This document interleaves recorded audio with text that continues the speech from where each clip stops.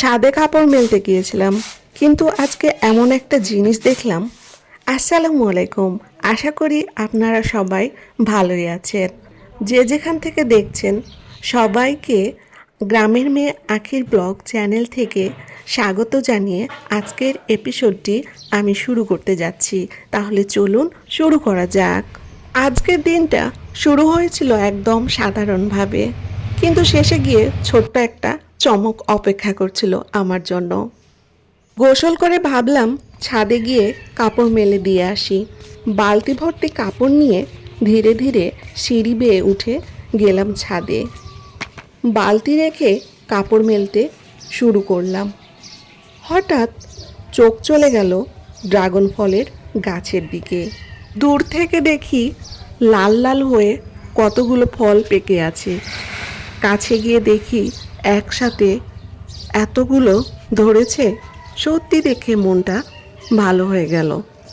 একটা একটা করে দেখছিলাম আর ভাবছিলাম, এতদিন অপেক্ষার পর গাছে ফল দেখতে আলাদা একটা আনন্দ আছে।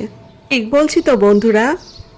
ড্রাগন ফলের গাছটা আমি মাঝে মাঝে দেখতাম, কিন্তু আজকে গিয়ে দেখি একসাথে অনেকগুলো ফল পেকে গেছে। রংটা এত সুন্দর লাগছিল যে বারবার দেখছিলাম। মনে হচ্ছিল আজকে ছাদে আসাটাই সার্থক হয়ে গেছে আমার। গাছে ফল ধরার আনন্দটা আসলেই অন্যরকম। তখন মনে হলো গাছের যত্ন করলে গাছও একদিন সুন্দরভাবে তার ফল আমাদেরকে উপহার দেয়। গাছটা লাগিয়েছিল আমার আব্বা। অনেক যত্ন করেছে এই গাছের, অনেক পরিশ্রম করে, তার ফল এতদিনে পেল। আর এই যে ড্রাগনটা দেখতেছেন, এটা সব থেকে পিচ্চি ড্রাগন। কিছু কিছু ড্রাগনে খেয়াল করলাম ফুলগুলো এখনও ঝরেনি, ফলের সাথেই লেগে আছে। এর মধ্যে আমি কাপড় মেলে দিয়ে দিয়েছি। কাপড় মেলে দেওয়া শেষ, এখন আমি নিচে নেমে যাব। সেজন্য এখন সিঁড়ি দিয়ে আমি নামতে শুরু করলাম। এখন নিচে চলে এসে দেখতেছি আমার মা নানি বাড়ি থেকে অনেকগুলো ভাপা পিঠা, পুরি আমাদের জন্য নিয়ে এসেছে। আমরা তো বেশ মহা খুশি।